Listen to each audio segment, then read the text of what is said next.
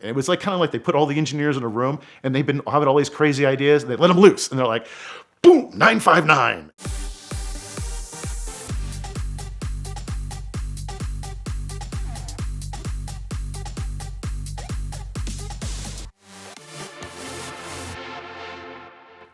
One of the cars I am most fortunate to have been around, and quite a few of them, was the Porsche 959. And I have touched and seen probably more than some of these guys who worked at the factory. The numbers are rough, even for Porsche. They're not quite sure how many were made. I count them at 329, including all the prototypes. Some people say a couple more, but they were never officially brought into the US, so there's only even fewer here that have been brought in since. But I want to talk about the car and a lot of the myths that stand around it, because it is one of the most legendary supercars ever created. It was Porsche's first supercar, and over the years, some really strange stories have been told about it.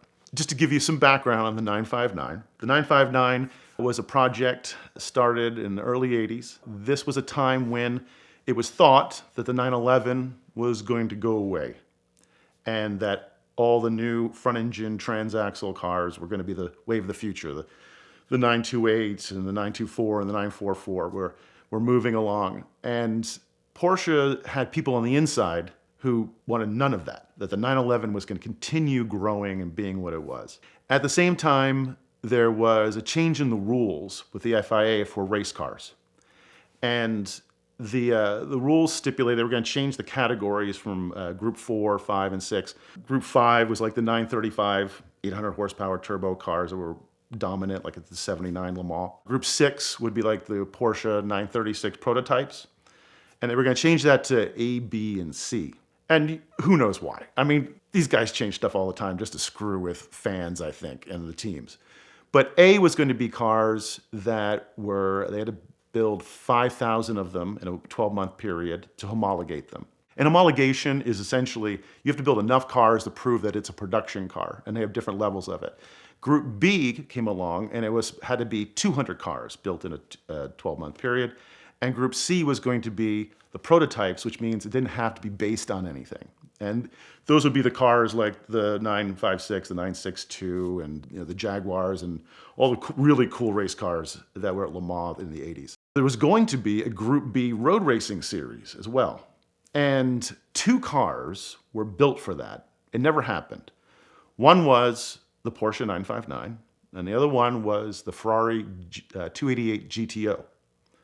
And the 288 GTO was basically a homologation version of the 308, except they took the engine, they turned it a different direction, they put on some intercoolers and some turbos, they lengthened it a little bit, and it's really one of the most beautiful cars from the 80s. But it was designed to be a foil to the 959. The 959's original name internally was the Group B.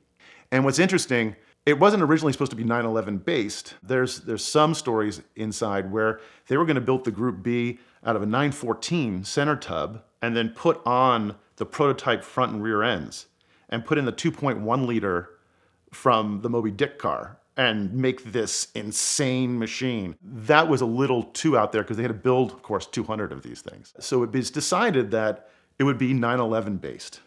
Now, the 959 wasn't built to be a rally car. That is what you read in every single article and on every single thing you watch on the internet. They're like, it was built to be a rally car. It was built to be a homologation car for Group B because Porsche's clients, their racing clients, 80% of the clients were road racing clients. 20% of the clients were rally clients. Who are you going to build for? Where are you going to sell things? Where are you going to make the money? They knew coming out that they were behind the ball because the design didn't start and idea of the Group B didn't start until 1981. They weren't going to be able to get that car done for years. And the Audi Quattro was already on its way. Lancia's days were over. Audi Quattro, 4-wheel drive was the future. So the feature was that they were going to take the 911 and make it the most advanced car. They were going to make it their showcase car for every technology you could ever think of. The 288 GTO is a tractor compared to a 959, what eventually came out. It's basically using the engine from the 956 race car. It's the same idea. It's a 2.85 liter twin turbo, sequential twin turbo, which was very interesting. The idea was to take a smaller turbo and a bigger turbo. The little one would feed off the line, so you wouldn't have as much turbo lag, and then the second one would kick in. It isn't like a modern car. It still had turbo lag, but it was a lot less than before. So it was a twin turbo engine. It had water-cooled heads, which for a Porsche was like, everything's got to be air-cooled, but it was water-cooled, 4-valve heads on it, center lock wheels on them. The wheels themselves had hollow spokes. They were made out of magnesium. It was the first tire pressure monitoring system for a street car, because if a hub cracked, you'd want to know if it was losing air.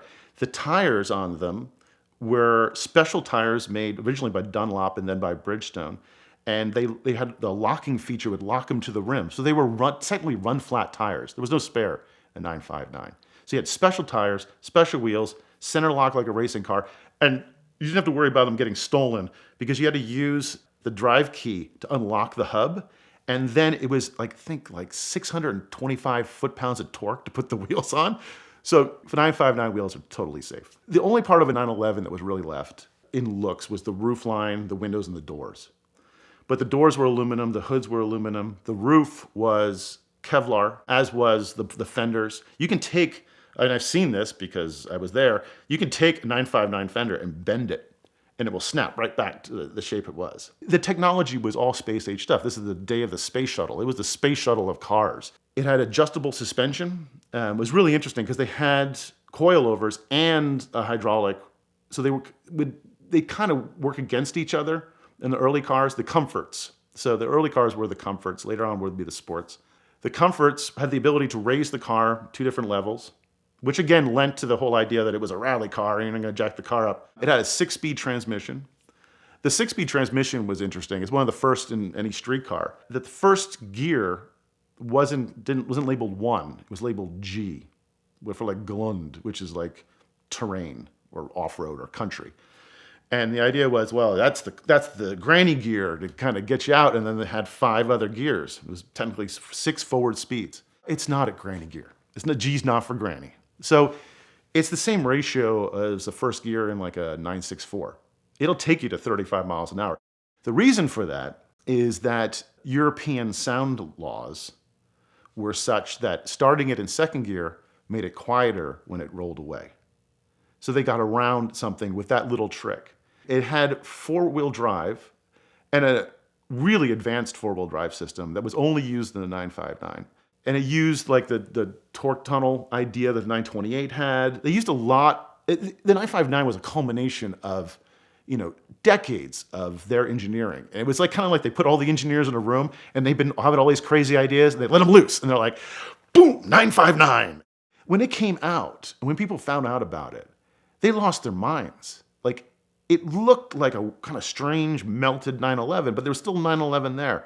And the claims were off the charts. It was 450 horsepower, which in the 80s was a whole lot. The car is not that heavy. And then, 4-wheel drive, capable of, in the original comfort form, of 197 miles an hour out of the box.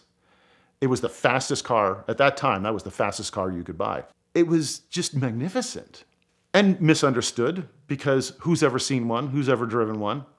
Now, time comes for production to actually sell the damn cars. They have to make 200 of these things. So production starts, prototypes and things start in 85, 86, the cars start getting underway. The cars are usually titled as 87 and 88s. You'll see that it is never, so that's it. That's the production run. And what happened was they were going to sell cars all over the world. In the United States, they were going to sell in Europe. And the car started getting tremendously expensive, as you would guess, from all the features and crazy custom stuff in it. And they were handmade cars. Originally, the guess was $60,000. Then it was $120,000. Then it was $240,000. In the 80s. That is a ton of money. Then the Deutschmark flipped on the dollar, and the Deutschmark's getting hammered.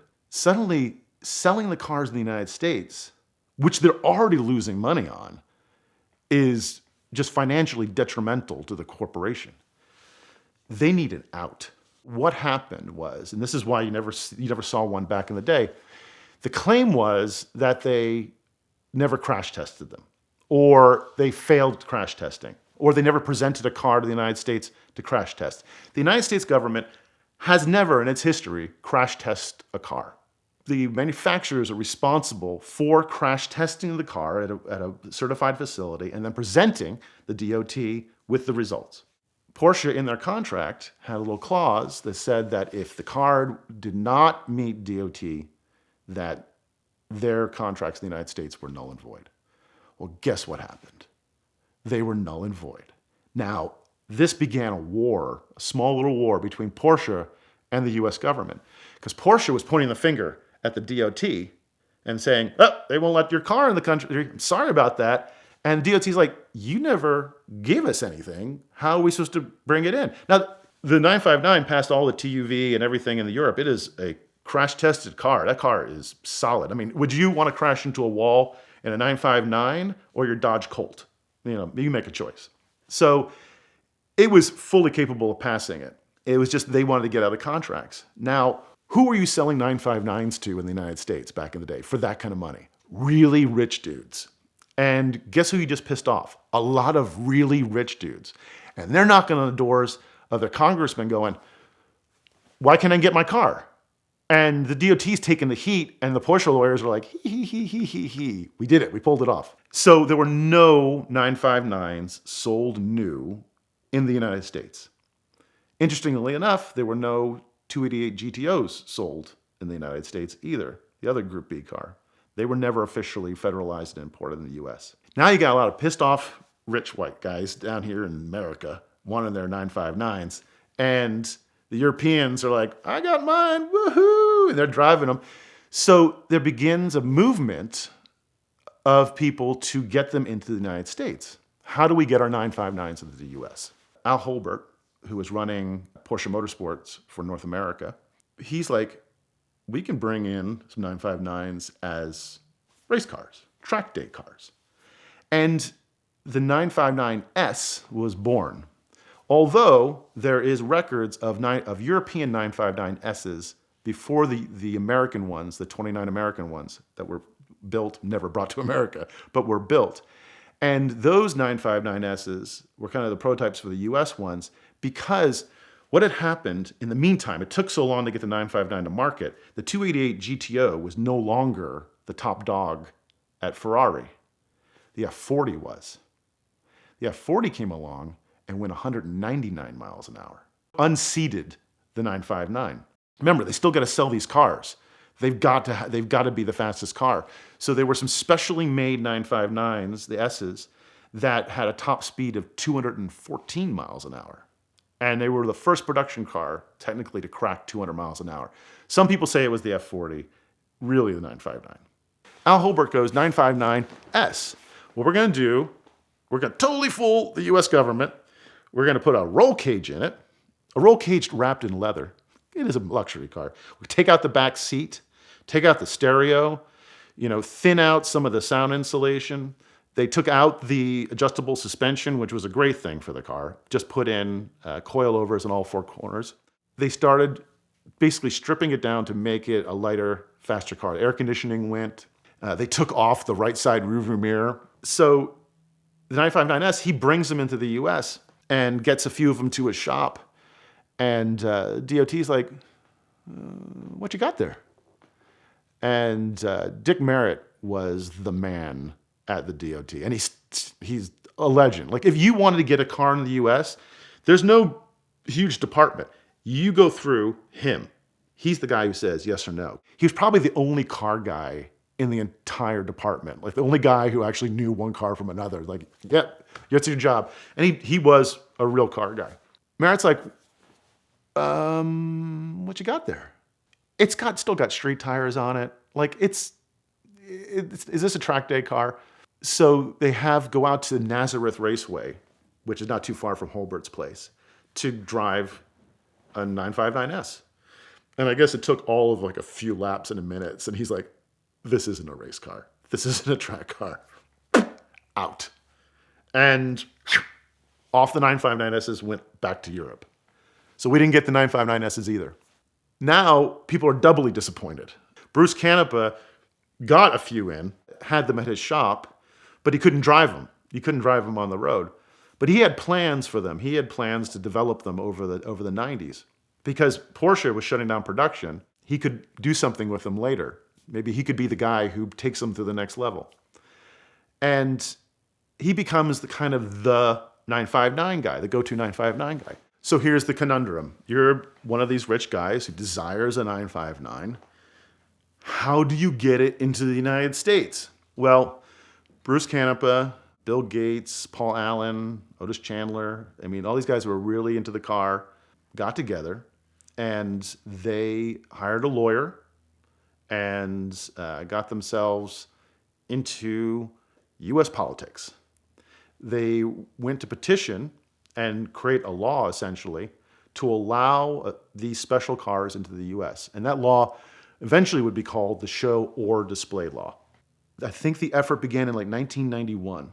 And this is how our government works. They put it into a bill and the bill would fail. They put it into another bill and the bill would fail.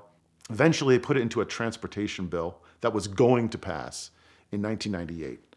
And it was a rider in the bill. And it passed. So as of 1998, this Show or Display Law allowed special vehicles into the US.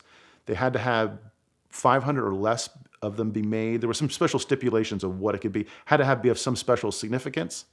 But it was the 959 and its fans that created that law. That law, interestingly enough, opened the door for the McLaren F1, the Jaguar XJ220, the Bugatti EB110. So all these untouchable cars suddenly became touchable and they came into the US. Now, remember, this is just getting them into the United States. They still had to be smogged and licensed in the respective states. So in California, as you might guess, no.